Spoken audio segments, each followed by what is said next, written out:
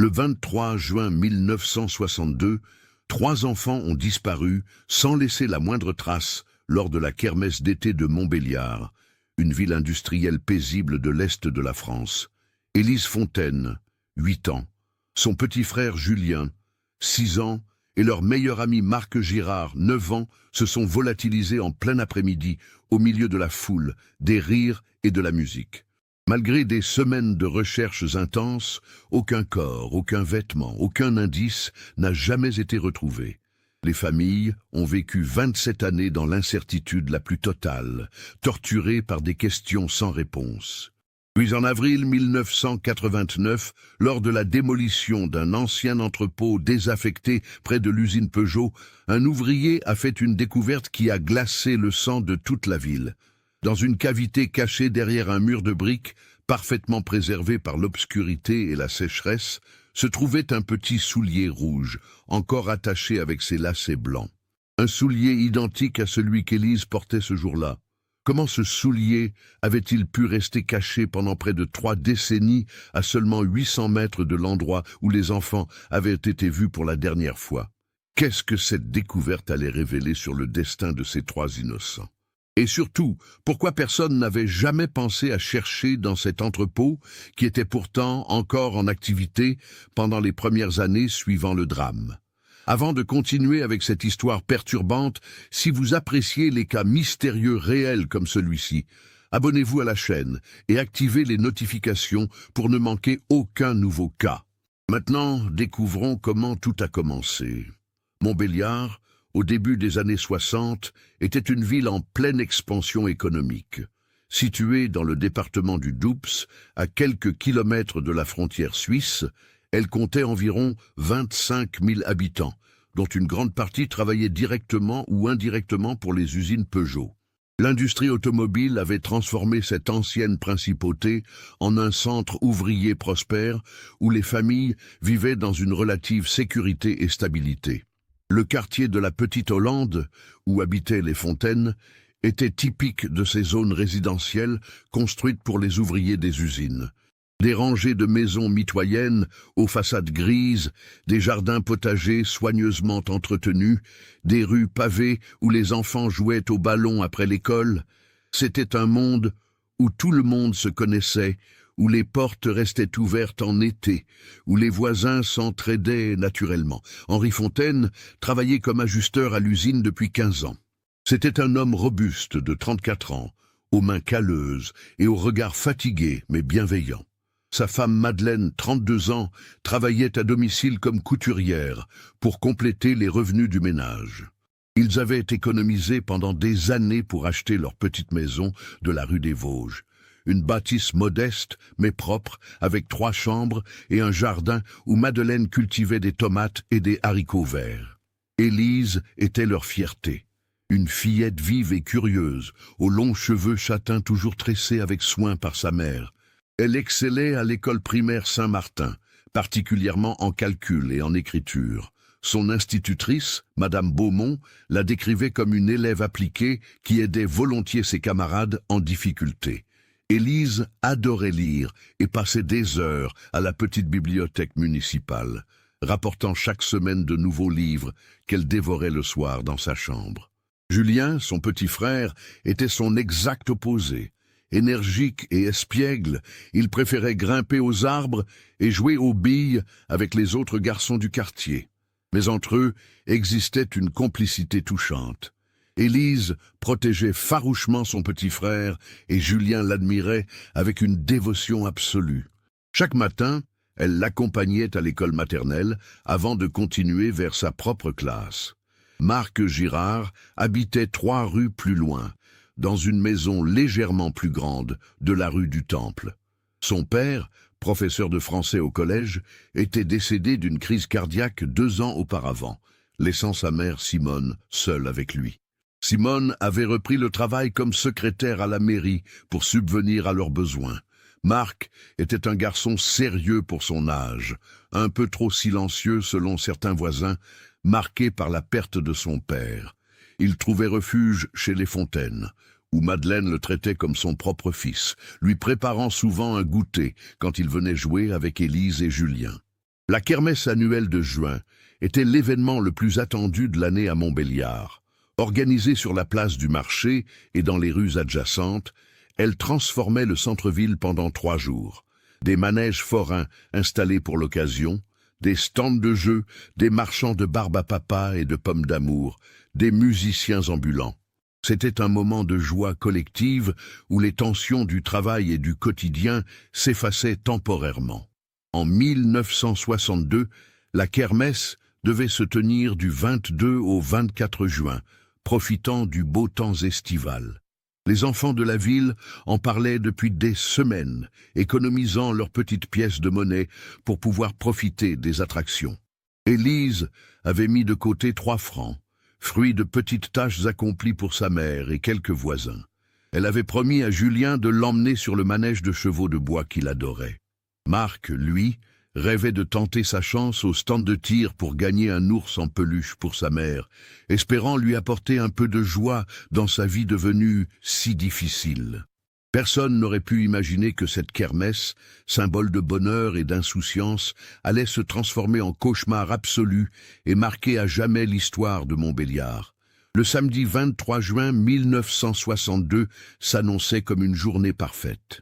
Le ciel était d'un bleu lumineux, sans le moindre nuage, et la température atteignait 24 degrés dès le milieu de matinée. À 9 heures, Madeleine Fontaine avait préparé le petit déjeuner comme chaque samedi. Du pain grillé avec de la confiture de cerise maison, un bol de chocolat chaud pour les enfants, du café noir pour Henri, qui devait travailler jusqu'à midi ce jour-là, malgré le week-end. Élise portait sa robe d'été préférée, bleu clair à pois blancs, que Madeleine avait cousu spécialement pour l'occasion. Au pied, ses souliers rouges neufs, achetés la semaine précédente au magasin de chaussures de la rue Foch. C'étaient des souliers en cuir verni avec des lacets blancs, un petit luxe que Madeleine s'était permis après avoir terminé une série de robes de baptême bien payées. Julien portait un short beige et une chemisette à carreaux bleus. Ses chaussures brunes, déjà bien usées, avaient été cirées soigneusement la veille au soir. Vers 14h30, après le déjeuner, Madeleine a donné à Élise une petite bourse en tissu contenant 5 francs pour les 3 enfants. Marc était arrivé à 14h pile, comme convenu. Simone Girard avait accompagné son fils jusque chez les Fontaines et avait discuté quelques minutes avec Madeleine sur le pas de la porte. Elles avaient convenu que les enfants pourraient rester à la kermesse jusqu'à 18h, moment où elles viendraient les chercher ensemble. Henri est rentré de l'usine à 14h45. Il a embrassé ses enfants et leur a rappelé les consignes habituelles. Rester toujours ensemble tous les 3, ne parler à aucun inconnu, ne pas s'éloigner de la place du marché, être prudent près des manèges. Élise, déjà responsable pour ses 8 ans, a hoché la tête gravement et a pris la main de son petit frère. Marc marchait à côté d'eux, les mains dans les poches de son pantalon. Ils sont partis à 15h précises. Madeleine les a regardés descendre la rue des Vosges, main dans la main, leur voix excitée lui parvenant par bribes. C'était la première fois qu'elle les laissait aller seuls à la kermesse. Mais Élise avait tellement insisté, promettant de bien surveiller Julien et Marc. Et puis, dans une ville comme Montbéliard, où tout le monde se connaissait, quel danger pouvait-il y avoir? La place du marché était bondée quand les 3 enfants sont arrivés. Des témoins multiples les ont aperçus entre 15h15 et 16h30. Madame Lefebvre, la boulangère, les a vus acheter 3 bâtons de réglisse à 15h20 environ. Monsieur Arnaud, qui tenait le stand de tir, se souvient que Marc a essayé plusieurs fois de gagner un prix sans succès vers 15h45. Il se rappelle distinctement qu'Élise encourageait son ami et que Julien mangeait une barbe à papa rose. À 16h, plusieurs personnes ont remarqué les 3 enfants près du manège de chevaux de bois. Élise et Julien ont fait 2 tours ensemble, partageant le même cheval blanc. Marc les regardait depuis la barrière, souriant. Le forain, Monsieur Petit, un homme de 50 ans qui suivait les kermesses depuis 30 ans, a confirmé leur présence. Il se souvenait parfaitement d'Élise, parce qu'elle avait demandé poliment si son petit frère et elle pouvaient partager un cheval, économisant ainsi un ticket. Puis, entre 16h15 et 16h30, quelque chose s'est produit. quelque chose que personne n'a vu clairement. À 16h35, Madame Durand, institutrice à la retraite, affirme avoir aperçu Élise, Julien et Marc marchant rapidement vers l'extrémité nord de la place en direction de la rue de Belfort. Elle a trouvé cela étrange car les enfants semblaient pressés, presque en train de courir, mais la foule était dense et elle a perdu leurs traces en quelques secondes. C'est le dernier témoignage fiable de leur présence.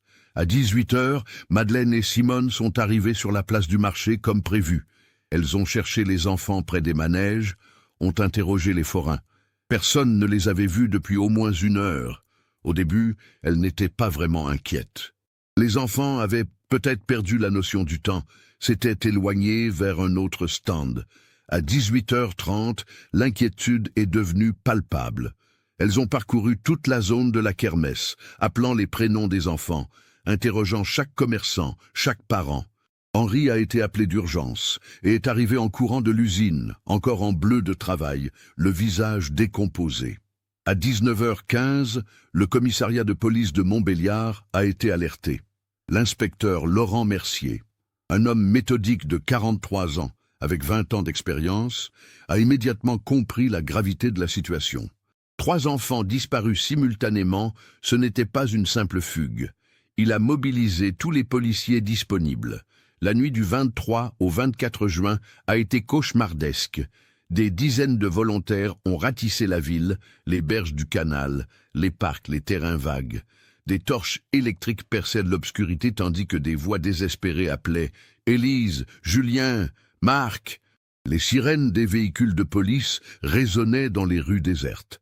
Madeleine était en état de choc, soutenue par des voisines, incapable de former des phrases cohérentes. Henri, lui, marchait comme un automate, fouillant chaque recoin, soulevant chaque buisson, regardant derrière chaque mur. Les recherches se sont intensifiées le dimanche. Plus de 200 personnes ont participé. La gendarmerie départementale a envoyé des renforts. Des chiens policiers ont été amenés, flairant des vêtements des enfants, mais perdant systématiquement la trace sur la place du marché. Les forains ont été interrogés un par un. Tous leurs véhicules et caravanes ont été inspectés minutieusement. Rien, absolument rien. Le lundi 25 juin, la kermesse a été officiellement annulée. Les stands démontés dans un silence pesant. La place du marché, habituellement joyeuse, était devenue le symbole d'un drame incompréhensible. Des journalistes de toute la région sont arrivés. Les photos d'Élise, Julien et Marc ont fait la une des journaux locaux. Des appels à témoins ont été diffusés à la radio. Mais les jours passaient et aucune piste sérieuse n'émergeait.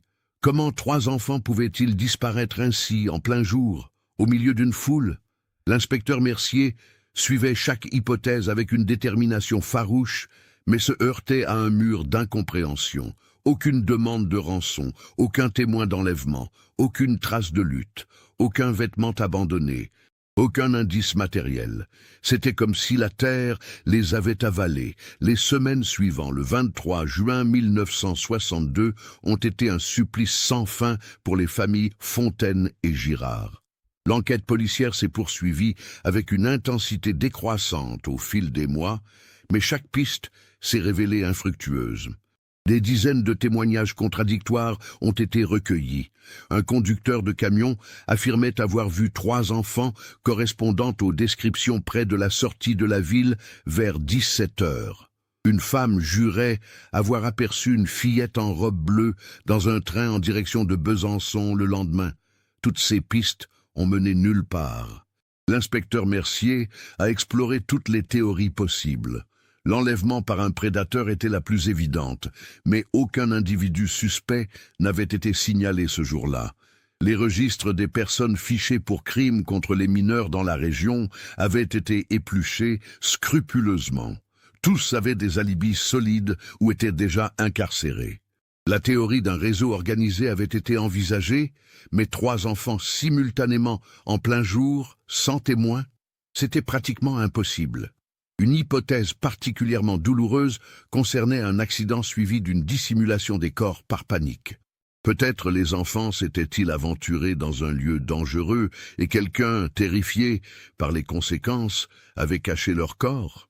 Tous les puits caves, entrepôts abandonnés dans un rayon de 10 kilomètres avaient été fouillés. Les égouts, le canal, les bassins de l'usine Peugeot, même les fosses septiques avaient été inspectés. Rien. La vie de Madeleine Fontaine s'est arrêtée ce jour-là. Elle ne cousait plus, ne sortait plus, restait assise des heures entières près de la fenêtre, guettant un retour qui ne viendrait jamais. Les voisines venaient déposer de la nourriture que personne ne touchait. Henri continuait à travailler à l'usine par pure nécessité économique, mais ses collègues remarquaient son regard vide, ses gestes mécaniques. Il avait vieilli de 10 ans en quelques mois.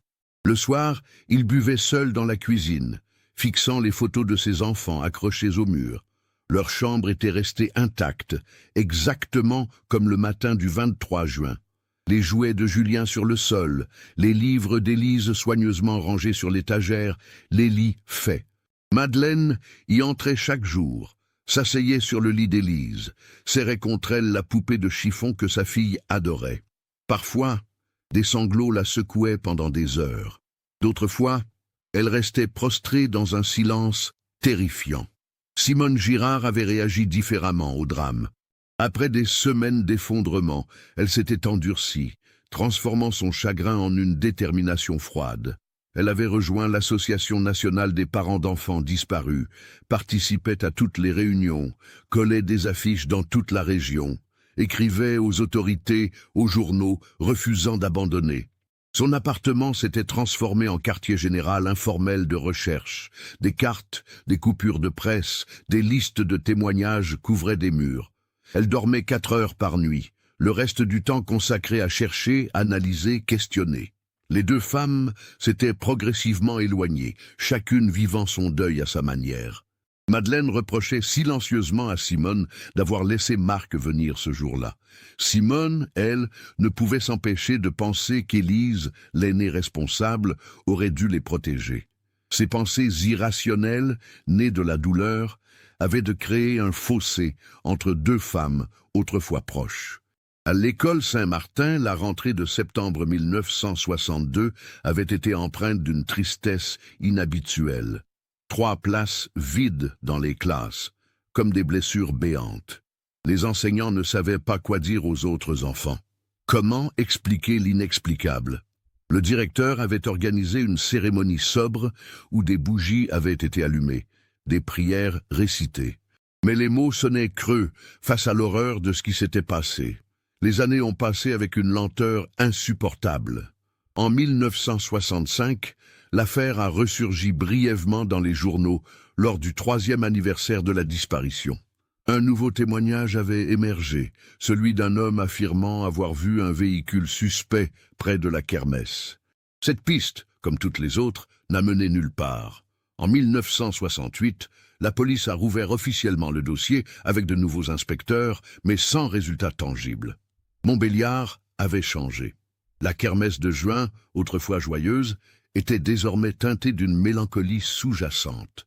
Les parents surveillaient leurs enfants avec une anxiété nouvelle. Le sentiment de sécurité qui caractérisait la ville s'était évaporé. Des rumeurs circulaient régulièrement. On prétendait avoir vu Élise à Lyon, Marc à Paris, Julien en Suisse. Chaque rumeur ravivait l'espoir des familles avant de le briser à nouveau. Henri Fontaine est décédé en 1977 d'une cirrhose du foie. Il n'avait que 49 ans. Ses collègues de l'usine savaient que l'alcool l'avait tué, mais c'était le chagrin qui l'avait rendu dépendant. À son enterrement, Madeleine était une ombre, soutenue par ses sœurs. Elle avait perdu son mari et ses 2 enfants. Sa vie était devenue un désert émotionnel. Simone, elle, continuait son combat solitaire. En 1980, elle avait pris une retraite anticipée de la mairie pour se consacrer entièrement aux recherches. Son appartement était devenu un sanctuaire étrange, rempli de dossiers, de photos jaunies, de cartes annotées. Les voisins la considéraient avec pitié et un peu d'incompréhension. Comment pouvait-elle continuer après tant d'années? Mais pour ces mères, abandonner signifiait trahir la mémoire de leurs enfants. Tant qu'aucun corps n'avait été retrouvé, un espoir microscopique subsistait. Et c'est cet espoir, aussi douloureux soit-il, qui les maintenait en vie. En 1988, 26 ans après le drame, Madeleine Fontaine vivait seule dans la même maison de la rue des Vosges. Elle avait 68 ans, mais en paraissait 80. Ses cheveux complètement blancs, son dos voûté, ses mains tremblantes témoignaient d'une vie brisée. Elle ne sortait presque plus, subsistant grâce à une petite pension et l'aide de ses sœurs. La chambre des enfants était toujours intacte, devenue un mausolée poussiéreux. Simone Girard, elle, était devenue une figure presque mythique dans la région. À 63 ans, elle continuait à distribuer des tracts, à organiser des commémorations annuelles, à écrire aux nouvelles autorités. Les journalistes la sollicitaient parfois pour des articles sur les cold cases. Elle parlait toujours avec la même intensité, les yeux brillants d'une détermination intacte.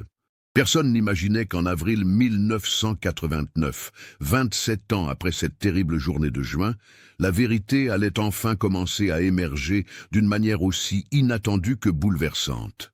Le printemps 1989 marquait un tournant pour Montbéliard. La ville s'était considérablement développée depuis les années 60. Le nouveau quartier résidentiel avait été construit, l'usine Peugeot s'était modernisée, et le centre-ville faisait l'objet d'un important programme de rénovation urbaine. Dans ce contexte, la municipalité avait décidé de démolir plusieurs bâtiments industriels désaffectés pour créer un nouveau parking et une zone commerciale. Parmi ces bâtiments se trouvait l'ancien entrepôt Mercier, situé rue de Belfort, à 800 mètres de la place du marché. Cette structure massive en briques rouges, construite au début du siècle, avait servi de stockage de pièces automobiles jusqu'en 1975, date à laquelle l'entreprise qui l'exploitait avait fait faillite. Depuis, le bâtiment était resté abandonné, ses fenêtres condamnées par des planches, ses portes cadenassées. Des adolescents s'y introduisaient parfois pour fumer ou boire, malgré les panneaux interdisant l'accès. Le lundi 17 avril 1989, une équipe de démolition dirigée par l'entreprise Dubourg avait commencé les travaux. 20 ouvriers, 3 pelleteuses, 2 camions. Pascal Renard, contremaître de 42 ans, supervisait l'opération. C'était un homme minutieux qui insistait toujours sur la sécurité et le respect des procédures. Avant de commencer la démolition proprement dite, il avait ordonné une inspection complète du bâtiment pour s'assurer qu'aucun sans-abri ne s'y était installé et qu'aucun matériau dangereux ne nécessitait un traitement spécial. L'entrepôt faisait environ 1200 mètres carrés sur 2 niveaux. Le rez-de-chaussée était un grand espace ouvert avec d'anciennes étagères métalliques rouillées. L'étage supérieur, accessible par un escalier métallique branlant, servait autrefois de bureau administratif. Les murs de briques étaient recouverts d'humidité, le sol jonché de débris, de verres brisés, de vieux journaux. C'est Didier Lemoine, un jeune ouvrier de 28 ans, qui a fait la découverte. Il inspectait le mur nord du rez-de-chaussée, vérifiant la solidité de la structure. Cette section du bâtiment présentait une particularité architecturale, un renfoncement d'environ 2 mètres carrés qui avait probablement servi de réduit ou de bureau fermé. Le mur qui le séparait du reste de l'espace était légèrement différent du reste, les briques plus récentes, le mortier d'une couleur différente. Curieux, Didier a frappé le mur avec son marteau. Le son était creux. Intrigué, il a appelé Pascal Renard. Ensemble, ils ont examiné plus attentivement la structure. Ce mur n'apparaissait sur aucun des plans d'origine du bâtiment qu'ils avaient consulté. Il avait été ajouté ultérieurement, probablement dans les années 60, à en juger par le type de mortier utilisé. Pascal a pris la décision d'ouvrir le mur avant de poursuivre la démolition conformément aux règles de sécurité. On ne savait jamais ce qui pouvait être caché derrière. Des produits chimiques, des câbles électriques dangereux ou simplement un ancien réduit condamné. Didier et 2 autres ouvriers ont commencé à démonter les briques à la masse et au burin. Le mortier, bien que solide, a cédé progressivement. Après 1 heure de travail, une ouverture suffisamment large a été créée. Pascal a braqué sa torche électrique dans le renfoncement. Ce qu'il a vu l'a fait reculer brusquement. Dans la cavité sur le sol poussiéreux, parfaitement préservé par l'obscurité et la sécheresse de l'espace hermétique, se trouvaient plusieurs objets qui n'auraient jamais dû être là. Un petit soulier rouge en cuir verni, ses lacets blancs encore noués, une voiture miniature en métal bleu, légèrement rouillée. Un bout de tissu déchiré, qui avait peut-être été une chemise à carreaux. Et plus troublant encore, 3 petits cartables d'écoliers en cuir marron, empilés dans un coin. Pascal a immédiatement ordonné l'arrêt des travaux. Ses mains tremblaient légèrement lorsqu'il a appelé la police depuis le téléphone de chantier. Il ne pouvait pas expliquer exactement pourquoi ces objets le perturbaient autant, mais quelque chose dans leur disposition, leur nature, criait que quelque chose de terrible s'était produit ici. Les policiers sont arrivés 20 minutes plus tard. L'un d'eux, un jeune brigadier de 26 ans nommé Thomas Leroy, a immédiatement fait le rapprochement.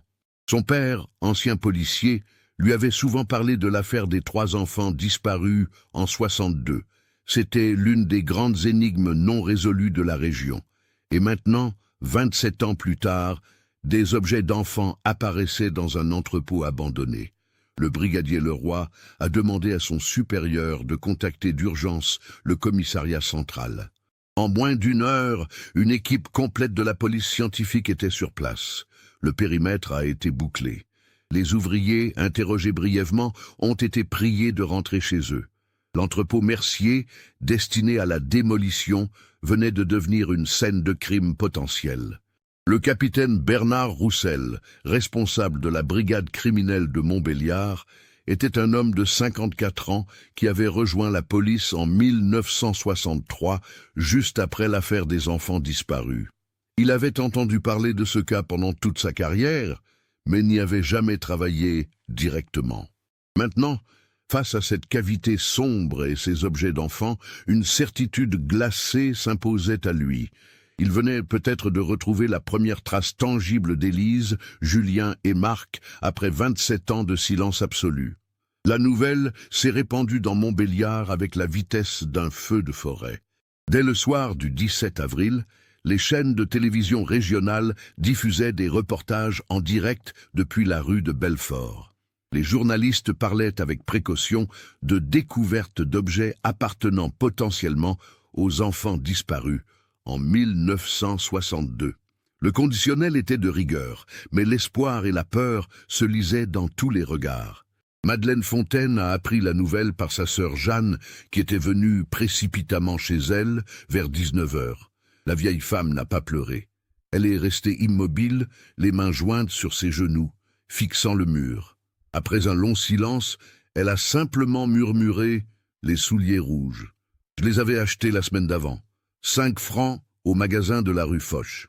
Elle était si heureuse. Simone Girard, elle, était déjà en route vers l'entrepôt quand la police l'a contactée. Elle avait entendu les informations à la radio et n'avait pas attendu. Quand le capitaine Roussel l'a rencontrée devant le bâtiment, elle exigeait déjà de voir les objets, de confirmer s'ils appartenaient à Marc. Ses yeux, derrière ses lunettes, brillaient d'une intensité presque fébrile. Après 27 ans de recherche acharnée, quelque chose bougeait enfin. Mais cette découverte soulevait autant de questions qu'elle en résolvait. Pourquoi ces objets étaient-ils là? Où étaient les corps? Qui avait construit ce mur? Et surtout, comment personne n'avait-il jamais pensé à fouiller cet entrepôt qui était pourtant si proche de l'endroit où les enfants avaient disparu? Les jours suivant la découverte du 17 avril ont été marqués par une intense activité policière. Le capitaine Bernard Roussel avait mobilisé tous les moyens disponibles. L'entrepôt Mercier avait été transformé en scène de crime active, avec des techniciens de la police scientifique travaillant jour et nuit pour analyser chaque centimètre carré du bâtiment. Les premiers résultats de l'analyse des objets trouvés dans la cavité sont arrivés le 19 avril. Le petit soulier rouge correspondait exactement au modèle acheté par Madeleine Fontaine en juin 1962, confirmé par les archives du magasin de chaussures qui miraculeusement avaient été conservées. La pointure 29 correspondait à celle d'Élise. Plus troublant encore, Des traces d'ADN prélevées à l'intérieur du soulier correspondaient à des échantillons conservés depuis l'enquête initiale, des cheveux trouvés dans la chambre d'Élise. C'était bien son soulier. La voiture miniature bleue avait été identifiée par Simone Girard comme appartenant à Marc. Elle se souvenait l'avoir achetée pour son anniversaire en mars 1962. Le bout de tissu à carreaux correspondait au type de chemise que portait Julien ce jour-là, selon les descriptions de Madeleine. Mais c'était la découverte dans les cartables qui avait véritablement glacé le sang des enquêteurs. À l'intérieur de l'un d'eux, protégé par le cuir qu'il avait isolé de l'humidité, se trouvait un cahier d'écolier. Sur la couverture, écrit à l'encre bleue d'une écriture appliquée d'enfant, « Élise Fontaine, CE2, année 1961-1962. » Les pages du cahier contenaient des exercices de mathématiques, des dictées, des dessins. La dernière page utilisée datait du 22 juin 1962, la veille de la disparition. C'était un exercice de calcul inachevé, comme si Élise avait été interrompue en plein travail et n'était jamais revenue terminer sa page. Le capitaine Roussel avait immédiatement ordonné une fouille exhaustive de l'entrepôt. Des chiens spécialement formés pour détecter des restes humains avaient été amenés. Ils avaient réagi près de la cavité murée, mais aussi dans 2 autres zones du bâtiment, une section du plancher de l'étage supérieur et une zone près de l'ancien quai de chargement. Le plancher de l'étage avait été démonté planche par planche. Sous le bois pourri, dans la terre tassée qui formait le sol d'origine, les enquêteurs avaient découvert quelque chose d'horrible. 3 petites sépultures rudimentaires, creusées côte à côte, chacune d'environ 1,20 m de long et 50 cm de large. Le 24 avril 1989, les restes de 3 enfants avaient été exhumés avec une minutie extrême. Les corps, en état de décomposition avancée après 27 ans, étaient néanmoins suffisamment préservés pour permettre une identification par analyse dentaires et osseuses. Les vêtements décomposés confirmaient ce que tout le monde craignait déjà. Élise, Julien et Marc avaient été retrouvés. Ils étaient morts depuis le 23 juin 1962, probablement le jour même de leur disparition. L'annonce officielle a été faite le 26 avril lors d'une conférence de presse tendue. Le procureur de la République de Besançon, accompagné du capitaine Roussel, a confirmé l'identification formelle des 3 enfants. Les causes du décès étaient difficiles à établir avec certitude, après tant d'années, mais les examens médico-légaux suggéraient une asphyxie. Aucune fracture, aucun signe de violence extrême. Les enfants semblaient avoir été étouffés ou privés d'oxygène. Montbéliard était sous le choc. Après 27 ans d'incertitude, la confirmation que les enfants étaient morts depuis le début était d'une cruauté absolue. Mais cette découverte soulevait une question encore plus terrible. Qui les avait tués et cachés dans cet entrepôt? L'enquête s'est alors orientée vers l'historique du bâtiment. En 1962, l'entrepôt Mercier appartenait à la société Mercier Frères, une entreprise familiale de négoce de pièces automobiles. L'entreprise employait une quinzaine de personnes, ouvriers, magasiniers, 2 secrétaires et le directeur. Les archives de l'époque avaient été retrouvées dans les dossiers municipaux. Les enquêteurs ont commencé à reconstituer qui travaillait dans l'entrepôt en juin 1962. Plusieurs noms sont apparus, mais la plupart des employés étaient décédés ou trop âgés pour avoir pu physiquement commettre un tel crime. Cependant, un nom a attiré l'attention du capitaine Roussel. André Beaumont, alors âgé de 38 ans en 1962, chef magasinier de l'entrepôt. Les recherches sur André Beaumont ont révélé un parcours troublant. Embauché en 1958, il était décrit par ses collègues de l'époque comme un homme solitaire, taciturne, célibataire. Il habitait seul dans un petit appartement rue du Général Leclerc. Après la fermeture de l'entreprise en 1975, il avait quitté Montbéliard. Les archives fiscales indiquaient qu'il s'était installé à Strasbourg, où il travaillait comme gardien d'immeuble jusqu'à sa retraite en 1984. Le 2 mai, 2 policiers se sont rendus à Strasbourg pour interroger André Beaumont. Ils l'ont trouvé dans un petit appartement du quartier de la Crutenau. À 65 ans, c'était un homme voûté, aux cheveux gris clairsemés, au regard fuyant. Quand les policiers ont mentionné l'entrepôt Mercier et les 3 enfants, quelque chose a changé dans ses yeux. Pas de la surprise, plutôt une forme de résignation, comme si un poids qu'il portait depuis des décennies était sur le point de tomber. Après plusieurs heures d'interrogatoire, André Beaumont a demandé un avocat.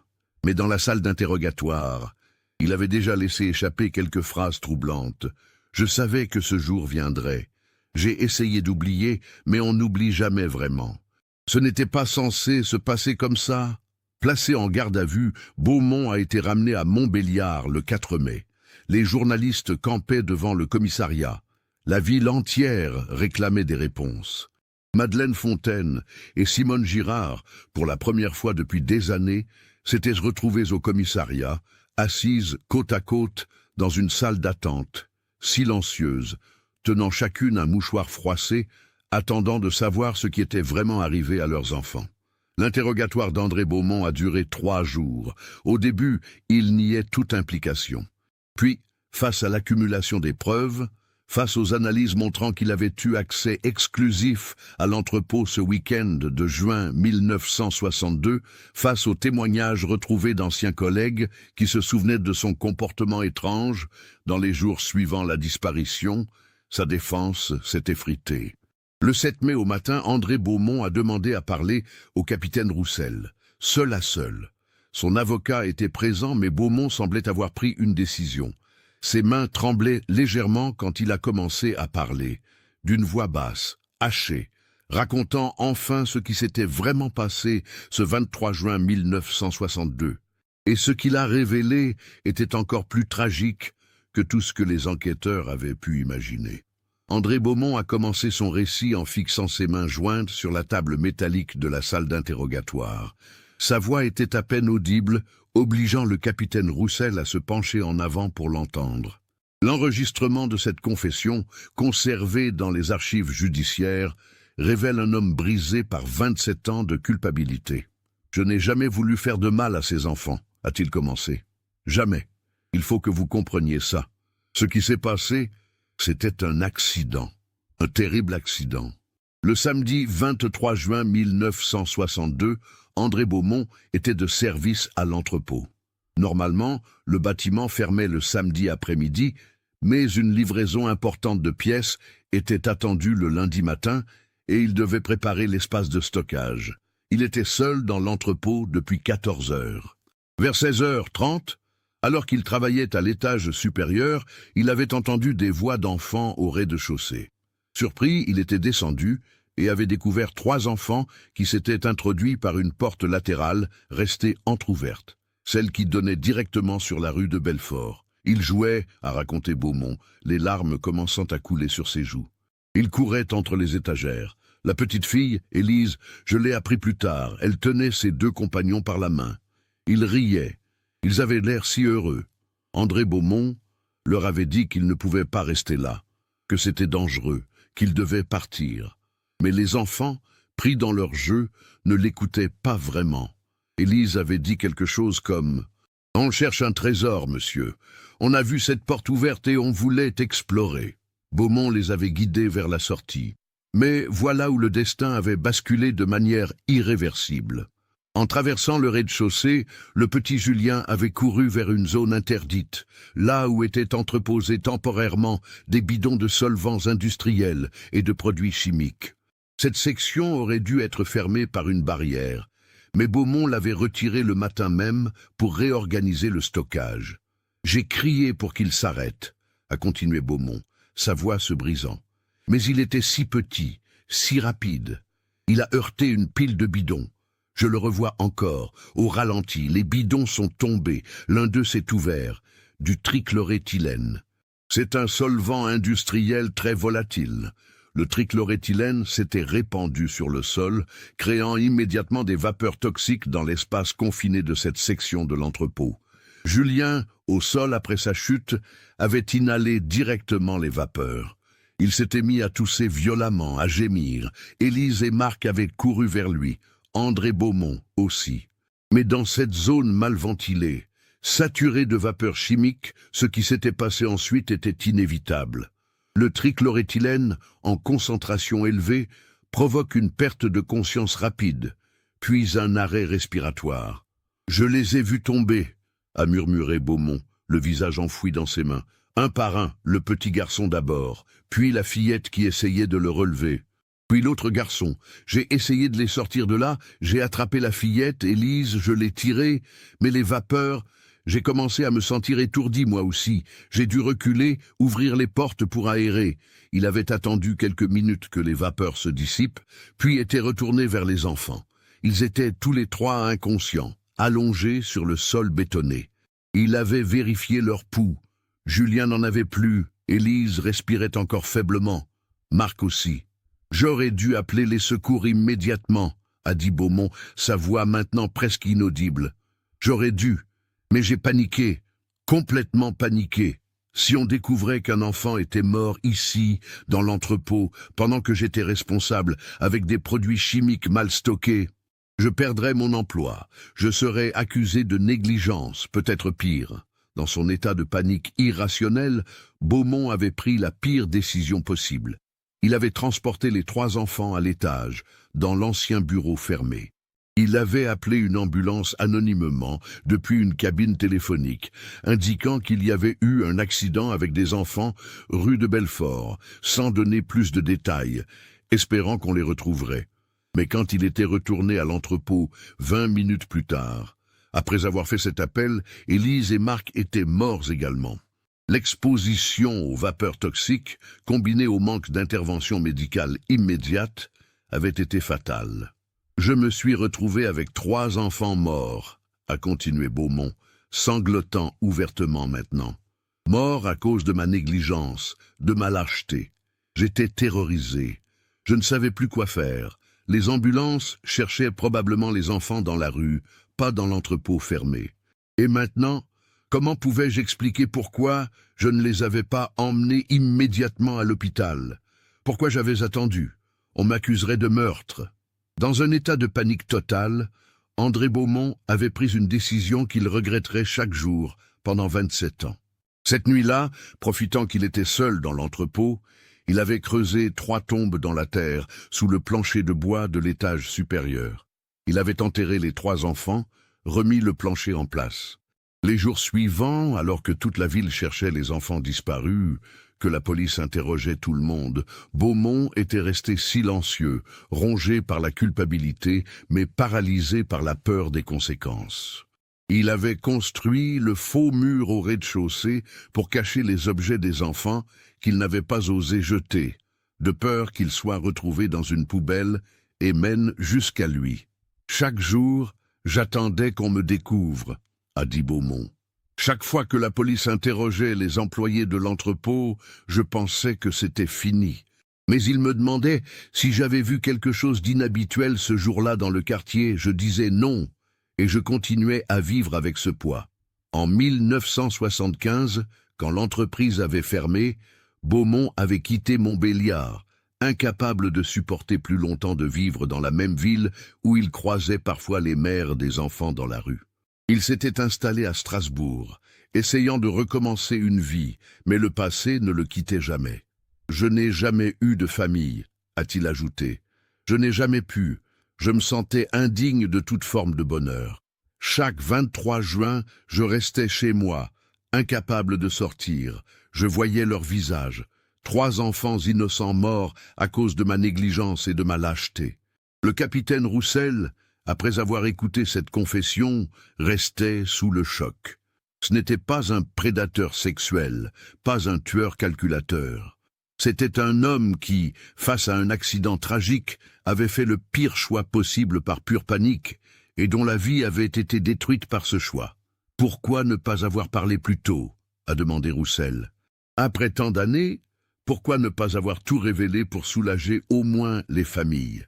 Parce que je suis un lâche. » a répondu Beaumont simplement. « J'ai été lâche ce jour-là, et je suis resté lâche pendant 27 ans. J'ai laissé ces familles souffrir, se poser des questions horribles, imaginer peut-être que leurs enfants avaient été torturés, qu'ils avaient souffert. Tout ça parce que j'étais trop faible pour affronter les conséquences de mes actes. André Beaumont a été inculpé de non-assistance à personne en danger ayant entraîné la mort, de dissimulation de cadavres et d'entrave à la justice. Son procès aurait lieu plusieurs mois plus tard. Mais pour les familles, la vérité, aussi horrible soit-elle, apportait enfin un début de réponse. Les semaines qui ont suivi la confession d'André Beaumont ont été une période étrange pour Montbéliard. Le soulagement d'avoir enfin des réponses se mêlait à une profonde tristesse face à l'absurdité tragique de ce qui s'était passé. 3 enfants morts, non pas aux mains d'un monstre sadique, mais à cause d'un accident industriel et de la lâcheté d'un homme ordinaire qui avait paniqué. L'expertise médico-légale complète, rendue publique en juin 1989, a confirmé la version de Beaumont. Les analyses toxicologiques sur les restes des enfants ont détecté des traces de trichloréthylène dans les tissus osseux. La cause du décès était cohérente avec une intoxication aiguë par inhalation de solvants industriels. Aucune trace de violence physique n'avait été relevée. Les enfants n'avaient pas souffert longtemps. L'exposition massive aux vapeurs toxiques avait provoqué une perte de conscience rapide, puis un arrêt cardio-respiratoire. Cette confirmation scientifique n'atténuait en rien l'horreur de l'affaire, mais elle apportait au moins aux familles la certitude que leurs enfants n'avaient pas été torturés, qu'ils n'avaient pas eu peur pendant des jours ou des semaines. Leur fin avait été rapide, presque accidentelle. Madeleine Fontaine a pu enfin organiser des obsèques dignes pour Élise et Julien. Le 17 juin 1989, 27 ans et quelques jours après leur disparition, une cérémonie funéraire a été organisée à l'église Saint-Martin. Toute la ville s'était mobilisée. Plus de 1000 personnes ont assisté à la messe, debout dans les allées, devant le parvis. Les 2 petits cercueils blancs, côte à côte devant l'autel, étaient recouverts de roses blanches. Madeleine, âgée de 68 ans, était assise au premier rang, soutenue par ses sœurs. Son visage, ravagé par presque 3 décennies de chagrin, exprimait une paix étrange. Enfin, elle savait. Enfin, elle pouvait dire adieu. Dans son éloge funèbre, le curé de la paroisse a parlé de l'innocence perdue, du poids du secret, de la nécessité du pardon. Mais Madeleine n'écoutait pas vraiment.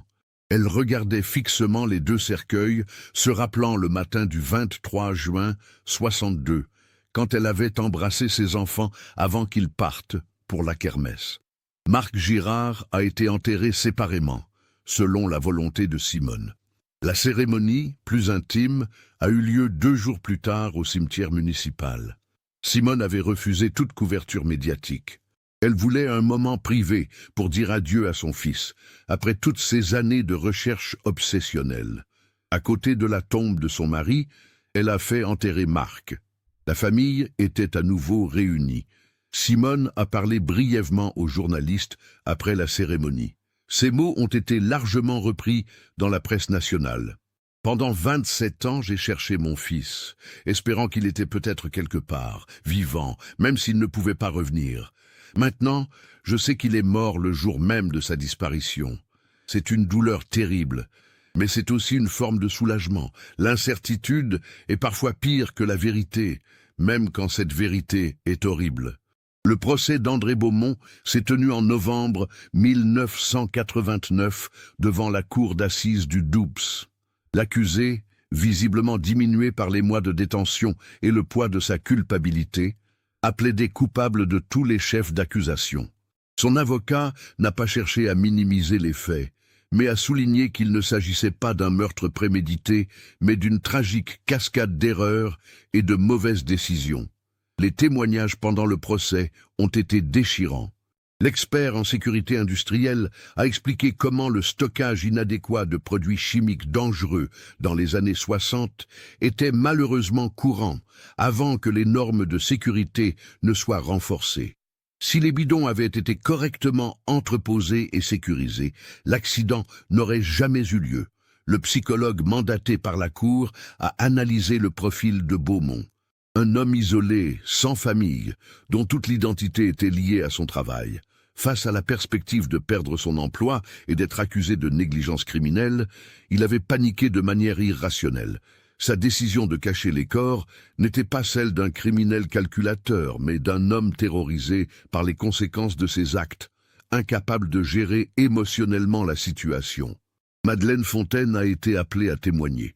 Face à l'homme qui avait caché la mort de ses enfants pendant 27 ans, elle est restée digne, sa voix tremblante mais ferme. « Vous m'avez volé 27 années de deuil normal », a-t-elle dit en regardant Beaumont dans les yeux. « Pendant tout ce temps, j'ai imaginé les pires horreurs.